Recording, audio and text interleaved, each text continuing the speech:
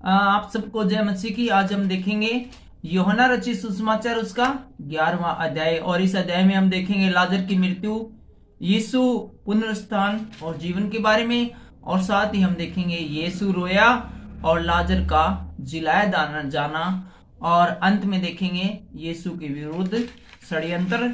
तो आइए जल्दी से शुरू करते हैं यूहन्ना रचित सुसमाचार उसका 11वां अध्याय, और इसकी पहली आयत से हम देखते हैं लाजर की मृत्यु। मरियम और उसकी बहन मार्था के गांव बेतनिया का लाजर नामक एक मनुष्य बीमार था। तो यहां पर देखते हैं कि एक व्यक्ति है जिसका नाम लाजर है, वो बीमार था। यह वही मरियम थी जिसने प्रभु पर इत्र डालकर उसके पांव को अपने बालों से पोंछा था। तो ये जिसका भाई था वो यही लड़की थी जिसने कि यीशु मसीह के पांव पर इत्र डालकर उसके पांव को इत्र से धोया था, और इसी का भाई लाजर बीमार था। और ये जो लड़के इसका भाई लाजर है, हम देख रहे हैं कि बीमार है। अतः उसकी बहनों ने उसे कहला भेजा, हे प्रभु देख, जिससे तू प्रीति रखता है वह बीमार है। यह सुनकर यीशु ने कहा, यह बीमारी मृत्यु की नहीं परंतु परमेश्वर की महिमा के लिए है, कि उसके द्वारा परमेश्वर के पुत्र की महिमा हो। तो यहाँ पर यीशु मसीह को बताया जाता है कि लाजर जो है वो बीमार है और तुम लाजर से बहुत प्यार भी करते हो। तो यहाँ पर जब ये बताया गया यीशु मसीह को कि लाजर बीमार है, तो यीशु मसीह ने कहा कि यह जो बीमारी है ये परमेश्वर की महिमा के लिए है, मृत्यु के लिए नहीं है। यीशु मार्था और उसकी बहन और लाजर से प्रेम रखता था। यीशु है वो मार्था और उसकी बहन और लाजर तीनों से प्रेम रखता था, ठीक है। फिर भी जब उसने सुना कि वह बीमार है तो जिस स्थान पर वह था वहां 2 दिन और ठहरा रहा। यीशु ने जब सुना कि भाई लाजर बीमार है, तो वह जिस स्थान पर भी यीशु मसीह इस समय नाम चर्चा कर रहा था, परमेश्वर के वचनों को सुना रहा था, उसी जगह पर इस बात का पता होते हुए भी कि लाजर बीमार है, 2 दिन और भी वो परमेश्वर के नाम का प्रचार प्रसार करता रहा। इसके बाद उसने चेलों से कहा, आओ हम फिर यहूदिया को चले। चेलों ने उससे कहा, हे रब्बी, अभी तो यहूदी तुझ पर पथराव करना चाहते थे, और क्या फिर भी तू वही जाता है। तो फिर 2 दिन बाद यीशु मसीह कहता है कि चलो आओ हम यहूदिया को चलते हैं, क्योंकि वहीं पर तो लाजर है और लाजर को ठीक करना जरूरी था। तो इसके चेले बोले, अभी 2 दिन पहले तो आपको पथराव करके मार डालना चाहते थे, और अभी आप फिर से कहते हो कि यहूदिया को चले, तो वहां पर आपके लिए सही नहीं है, वहां पर एक खतरनाक माहौल बना हुआ आपके खिलाफ। तो यीशु मसीह ने कहा, क्या दिन के 12 घंटे नहीं होते? यदि कोई दिन में चले तो ठोकर नहीं खाता, क्योंकि इस जगत का उजाला देखता है, परंतु यदि कोई रात में चले तो ठोकर खाता है, क्योंकि उसमें प्रकाश नहीं है। उसने ये बातें कही। इसके बाद उनसे कहने लगा, हमारा मित्र लाजर सो गया है, परंतु मैं उसे जगाने जाता हूँ। तब यीशु मसीह ने उनसे कहा कि हमारा जो दोस्त है लाजर वो सो गया है और मैं उसे जगाना चाहता हूँ। तो यहाँ पर स्पष्ट रूप से यीशु मसीह को पता चल चुका है कि यीशु मसीह है वो मर गया है, और चेलों को वो इशारों में बता रहा है कि यीशु मसीह मर गया है और यीशु मसीह उसको जिंदा करने के लिए वहां पर जाना चाहता है। तब चेलों ने उससे कहा, हे प्रभु, यदि वह सो गया है तो स्वस्थ हो जाएगा। तो चेले बोले, फिर तो ठीक है यीशु मसीह जी, लाजर सुत्या पड़े है, नहीं फिर तो ठीक हो जाएगा, क्योंकि सोने से कई बार है ना नींद तभी आती है जबकि चंगाई पानी हो, या फिर सोने के द्वारा भी कुछ रोग चंगे हो जाते हैं। तो यीशु ने उसकी मृत्यु के विषय में कहा था। यीशु ने तो ये सब बातें, सोने का मतलब उसकी मृत्यु के विषय में कहा था, लेकिन चेले समझे नहीं कि उसने नींद से सो जाने के विषय में नहीं कहा था। तब यीशु ने उनसे साफ साफ कह दिया। फिर यीशु मसीह सोचा, भाई ये बड़े को नहीं समझा भाई, तो इनको साफ साफ बताने पड़ेगा। तो फिर यीशु अपने चेलों से कहता है कि लाजर मर गया है, और मैं तुम्हारे कारण आनंदित हूं कि मैं वहां न था, जिससे तुम विश्वास करो, परंतु अब आओ हम उसके पास चले। फिर यीशु ने स्पष्ट बता दिया कि लाजर मर गया है, आओ हम उसके पास चले। तब थोमा ने, जो दिदमुस कहलाता है, उसने साथी चेलों से कहा, आओ हम भी उसके साथ मरने को चले। तो आगे हम देखते हैं यीशु पुनरुत्थान और जीवन, और ये हमें मिलता है 17वीं आयत से। वहां पहुंचने पर यीशु को यह मालूम हुआ कि लाजर को कब्र में रखे हुए 4 दिन हो चुके हैं। 4 दिन जब यीशु वहां पर पहुंच गया तो तब तक लाजर को मरे हुए 4 दिन हो गए थे। मरे हुए नहीं बल्कि कब्र में रखे हुए भी 4 दिन हो गए थे। हो सकता है कि 1-2 दिन उधर उनका कोई सिस्टम हो, कोई इत्र वगैरह लगाने का, तो हो सकता है कि मरते ही तुरंत न रखा हो कब्र में। लेकिन यहाँ पर हम देखते हैं कि 4 दिन तो कब्र में रखे हुए उस लाजर को हो चुके थे। बेतनिया यरूशलेम के समीप कोई 2 मील की दूरी पर था।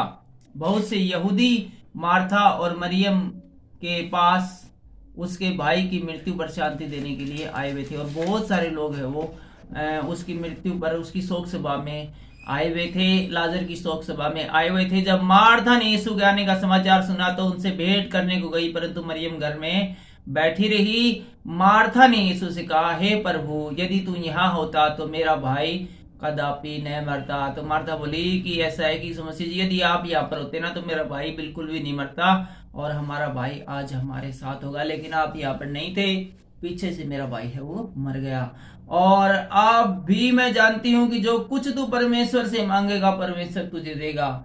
और साथ के साथ ये भी कहती है कि परंतु मुझे पता है कि अब भी तू कुछ भी मांग लेगा ना परमेश्वर से यीशु मसीह, तो परमेश्वर तुझे देगा। यीशु ने उससे कहा, तेरा भाई फिर जी उठेगा, तेरा भाई फिर जी उठेगा। मार्था ने उससे कहा, मैं जानती हूं कि अंतिम दिन में पुनरुत्थान के समय वह जी उठेगा। तो मार्था बोली, मैं जानती हूँ यीशु मसीह जी तो कि जब पुनरुत्थान होगा तो वो जी उठेगा। यीशु ने उससे कहा, पुनरुत्थान और जीवन मैं ही हूं। यीशु मसीह बोला, पुनरुत्थान भी मैं हूं और जीवन भी मैं हूं। जो कोई मुझ पर विश्वास करता है वह मर भी जाए तो भी जिएगा। ध्यान से सुनना अजीज मित्रों, यीशु मसीह क्या कहते हैं कि पुनरुत्थान और जीवन मैं ही हूं। जो कोई मुझ पर विश्वास करता है वह यदि मर भी जाए तो भी जिएगा, और जो कोई जीवित है और मुझ पर विश्वास करता है वह अनंत काल तक न मरेगा। क्या तू इस बात पर विश्वास करती है? यीशु मसीह हमेशा पूछ लेते सामने वाले पे, भाई तू विश्वास करता या नहीं है, करता है कि नहीं करता, करती कि नहीं करता है। यदि वो कहता है हाँ यस, तो ही फिर आगे की कार्रवाई स्टार्ट करता है, उसको चंगा करता है। और ये जहां तक हमने देखा है कि सब लोगों ने कहा है हाँ मैं विश्वास करता हूँ, और तुरंत यीशु मसीह ने उसे चंगा कर दिया। 27 में ऐसे हम देख लेते हैं। तो यीशु ने उनसे कहा, तो उसने उनसे कहा, हाँ प्रभु मैं विश्वास करती हूँ। तो मार्था ने यीशु से कहा कि हाँ प्रभु मैं विश्वास करती हूँ कि पुनरुत्थान और जीवन तू ही है, और जो तुझ पर विश्वास करता है वो यदि मर भी जाए तो जिंदा हो जाता है, और जो जिंदा है वो विश्वास करे तो अनंत काल का जीवन पाता है। हाँ प्रभु विश्वास करती हूँ कि परमेश्वर का पुत्र मसीह जो जगत को आने वाला था वह तू ही है। और आगे हम 28 में ऐसे देखते हैं, यीशु रोया। यह कहकर वह चली गई और अपनी बहन मरियम को बुलाकर चुपके से कहा, गुरु यही है और तुझे बुलाता है। यह सुनते ही वह तुरंत उठकर उसके पास गई। यीशु अभी गांव में नहीं पहुंचा था, परंतु उसी स्थान में जहां मार्था ने उससे भेंट की थी। तब जो यहूदी उसके साथ घर में थे और उसे शांति दे रहे थे, यह देख कि मरियम उठ के बाहर गई है, वह समझे कि वह कब्र पर रोने को जाती है, तो उसके पीछे हो लिए। तो उस समय पढ़ता थी कि जब ज्यादा दुखी होते थे तो कब्र के ऊपर जाकर रोने लग जाते थे। तो मार्था को जब पता चला कि यीशु मसीह आए हुए हैं तो वो तुरंत उठकर चली गई। तो जितने शांति देने वाले या फिर शोक सभा बैठे थे वो सब भी मार्था के पीछे पीछे ये सोचकर हो लिया कि शायद वो कब्र पर जाकर थोड़ी देर रोना चाहती है।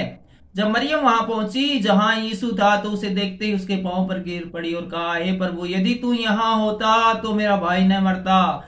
जब यीशु ने उसको और उन यहूदियों को जो उसके साथ आए थे रोते हुए देखा तो आत्मा में बहुत ही उदास और व्याकुल हुआ और कहा, तुमने उसे कहाँ रखा है? यीशु मसीह ने देखा भाई तकड़ा कलेश फैल रहा और तो, और सब लोग ये कहते हैं यदि तू होता तो नहीं मरता। तो यीशु मसीह बोला कि तुमने उसको रखा कहाँ, मुझे वो जगह दिखाओ। तो उन्होंने उससे कहा, हे प्रभु चलकर देख लो।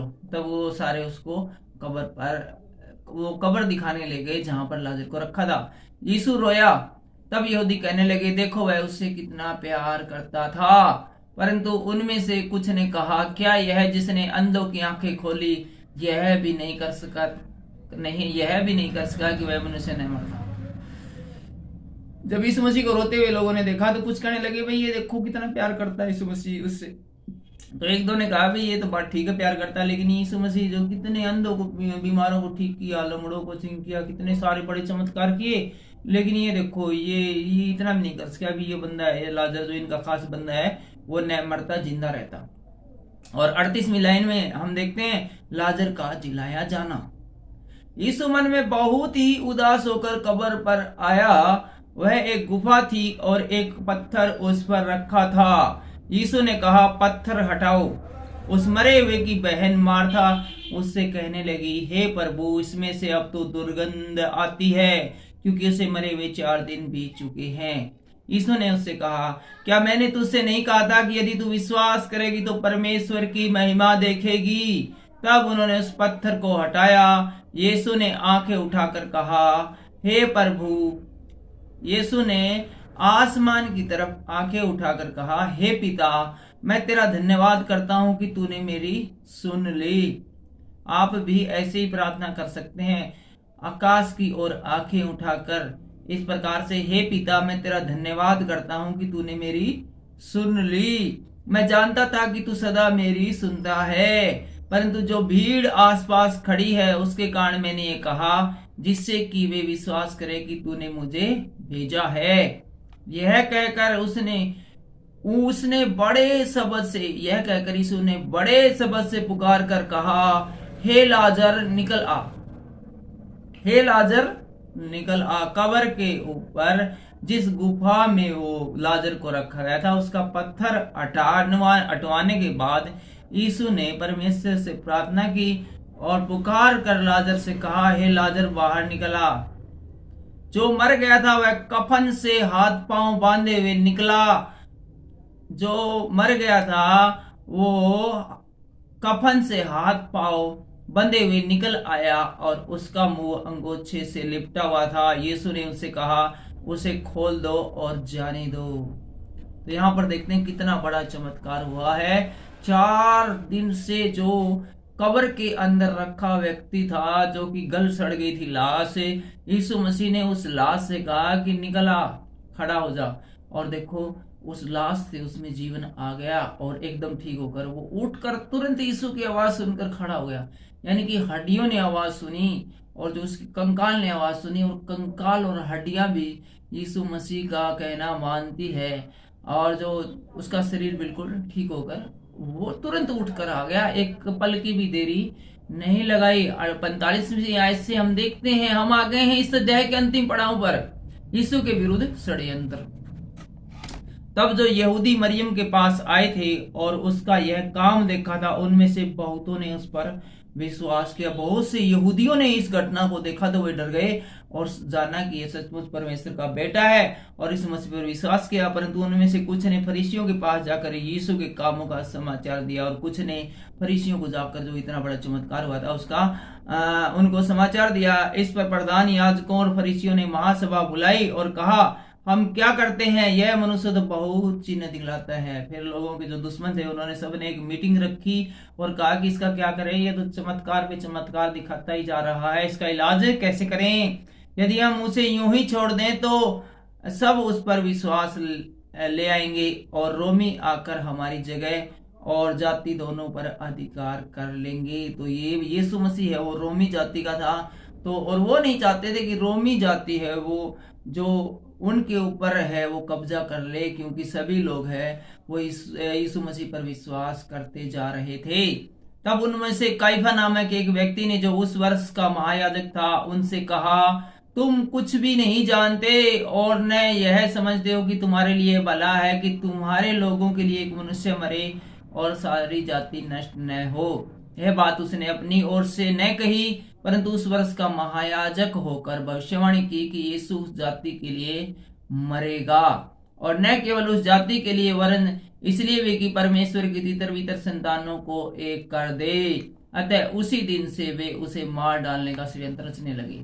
तो उसी दिन से है वो इस रोमी है जो प्रधान है, याजक है, इसको और यीशु मसीह को भी मार डालने का प्रयत्न करने लगे, क्योंकि इसने घोषणा कर दी थी, भविष्यवाणी की थी। इसलिए यीशु उस समय से यहूदियों में प्रकट होकर न फिरा।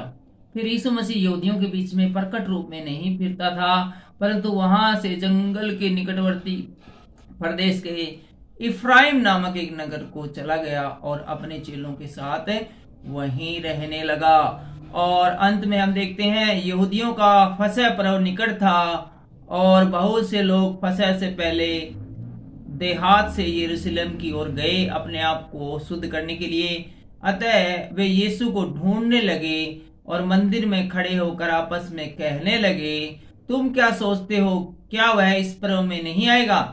प्रधान याजकों और फरीसियों ने यह आदेश दे रखा था कि यदि कोई यह जाने कि यीशु कहाँ है तो बताए, ताकि उसे पकड़ सके। यीशु को पकड़ लेने के लिए अब तकड़ी चेतावनी जारी कर दी थी, भाई जहां कहीं भी यीशु मसीह दिखाई दे तुरंत उसकी सूचना दी जाए ताकि उसको जल्दी से पकड़ा जा सके। आज के वीडियो में तो बस इतना ही, लेकिन अगले वीडियो में हम देखेंगे अगला अध्याय, अर्थात अगले वीडियो में हम देखेंगे यूहन्ना रचित सुसमाचार उसका 12वां अध्याय। और इस 12वें अध्याय में हम देखेंगे यीशु के पांव पर इत्र डालना, लाजर के विरुद्ध षड्यंत्र और यरूशलेम में विजय प्रवेश। और साथ ही साथ हम देखेंगे यूनानियों का यीशु को ढूंढना और क्रूस की मृत्यु का संकेत और यहूदियों का अविश्वास में बने रहना और यीशु के वचन न्याय का आधार। लेकिन ये सब अगले वीडियो में। फिलहाल के लिए इतना ही। परमेश्वर आपको आज के वचनों के द्वारा आशीष और बरकत दे।